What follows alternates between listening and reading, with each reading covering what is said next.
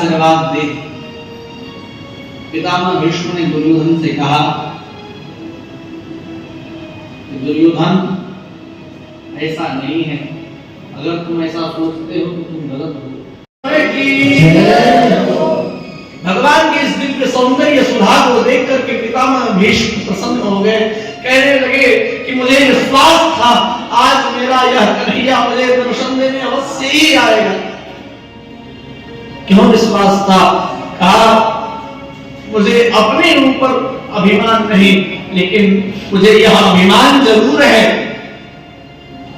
कि मैंने जिनको अपने हाथों से खिलाया है, जिनका लालन पालन किया है, मेरे अर्जुन के तुम परम मित्र हो, इसलिए मुझे भरोसा था कि तुम मुझे दर्शन देने अवश्य आओगे। पितामह भीष्म भगवान के उस दिव्य सौंदर्य को दर्शन करते हैं। महाराज भगवान कृष्णचंद्र को प्रार्थना करते हुए कहा, पितामह भीष्म ने जीवन पर्यंत आपके विरोध में रहा, आपके चहेते कृष्ण आपके चहेते अर्जुन को मारने के लिए मैंने क्या क्या प्रयत्न नहीं किए। आप जिस पक्ष में रहे उन पक्ष के न जाने कितने वीरों को इस भीष्म ने अपने बाणों से सुला दिया, लेकिन इस भीष्म के इतने अपराधों को क्षमा करके आप मुझे दर्शन देने आए हैं। मेरी एक ही प्रार्थना है, कह करके पितामह भीष्म भगवान को प्रार्थना करते हैं।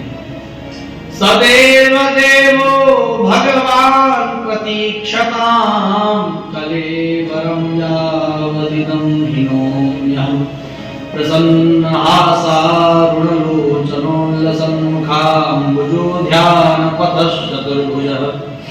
शेष रह गया है। अब मैं चाहता हूं कि मेरा जीवन जितना जीना चाहता हूं, आपके मुखारविंद को देखते हुए अपने प्राणों का मन। भगवान थोड़ी देर के लिए सोचने लगे, न जाने ये तो इच्छा मृत्यु के धनी है, थोड़ी देर में विचार बदल जाए, सोचे कि मैं ज्यादा सुंदर लग गया, अगले उत्तरायण में जाऊंगा। तो भगवान विचार करते हैं, संतों ने भाव किया है। भीष्म पितामह समझ गए, कन्हैया चिंता मत करो, ज्यादा देर तुमको प्रतीक्षा नहीं करनी पड़ेगी, लेकिन तुम उदास नहीं, प्रसन्न होकर के मुझे दर्शन दो। तुम्हारी प्रसन्न मुखचंद्र को मैं देखना चाहता हूं। इस प्रकार से कह करके भगवान को प्रार्थना की है। युधिष्ठिर जी महाराज को राजधर्म, दान धर्म, स्त्री धर्म इत्यादि विभिन्न धर्मों का उपदेश किया है और पितामह भीष्म ने 11 श्लोकों में पुष्पिताग्रा छंद में भगवान को अपनी भाव पुष्प निवेदन किया। क्यों? क्योंकि सरसैया पर लेटे हुए कुछ आराधना तो कर नहीं सकते थे, अपने भाव से भगवान को आराधना की है। इस आराधना का आचार्य ने बड़ा अनुसंधान किया है। श्री भक्तवत्सल भगवान की जय। कहूंगा उस समय मैं तुम्हारी पत्नी को सौभाग्यवती होने का आशीर्वाद प्रदान करूंगा। दुर्योधन बड़ा प्रसन्न हुआ कि पितामह भीष्म के आशीर्वाद से मेरी मृत्यु नहीं होगी। क्यों? क्योंकि पितामह भीष्म के वचन कभी असत्य नहीं होते। प्रतिज्ञा में पितामह भीष्म का कोई तोड़ नहीं। जीवन भर जिस प्रतिज्ञा को किया उसका पालन उन्होंने किया है। दुर्योधन बड़ा प्रसन्न हुआ और जाने लगा। जाकर के अपनी पत्नी से कहा, सुनो, सायंकाल को पितामह ने आशीर्वाद देने के लिए बुलाया है, अच्छे से जाना और जाकर के पितामह से आशीर्वाद लेना। इधर कन्हैया को खबर पता चली। कन्हैया दौड़ते हुए आए, पांडवों के शिविर में आकर के द्रौपदी मैया से कहने लगे कि आज तुमको मेरे साथ चलना है। द्रौपदी पूछी, कहाँ चलना है प्रिय? वो सब बात बाद में, मैं कह रहा हूं तुमको मेरे साथ चलना है तो चलना है, तुम शाम को तैयार रहना। इस प्रकार से कहकर के कन्हैया ने सचेत कर दिया। इधर दुर्योधन की पत्नी सायंकाल को 16 श्रृंगार करके पितामह भीष्म के शिविर की ओर प्रस्थान करती हैं।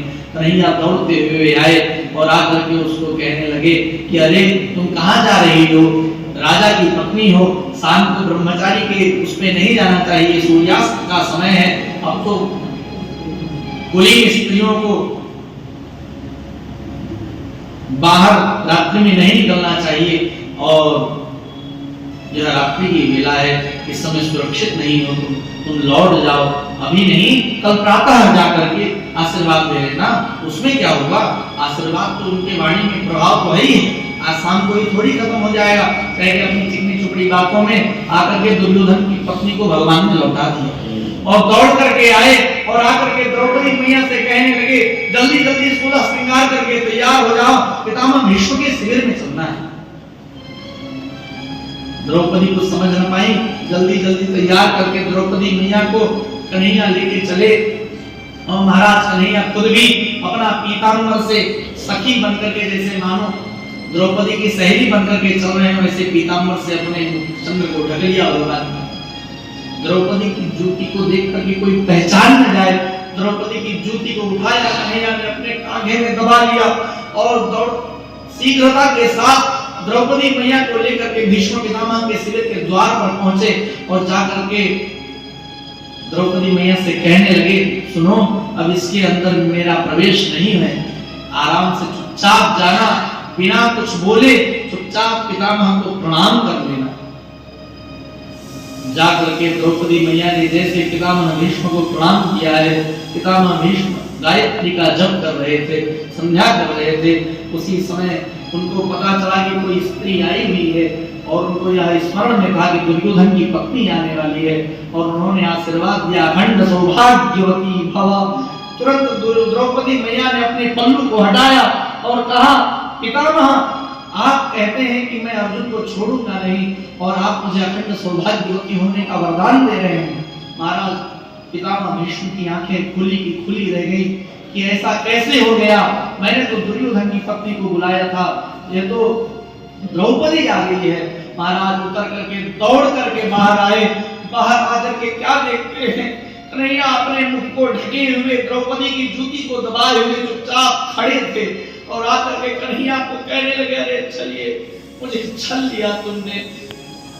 जिस पक्ष में द्रौपदी मैया ने पूछा किसकी विजय होगी, पितामह भीष्म ने कहा, जिस पक्ष में कन्हैया है, यत्र योगेश्वरः कृष्णो यत्र पार्थो धनुर्धरः तत्र श्रीर्विजयो भूतिर् ध्रुवानीति मतिर्मनो। जिस पक्ष में योगेश्वर कृष्ण जन्म रहे उसी पक्ष में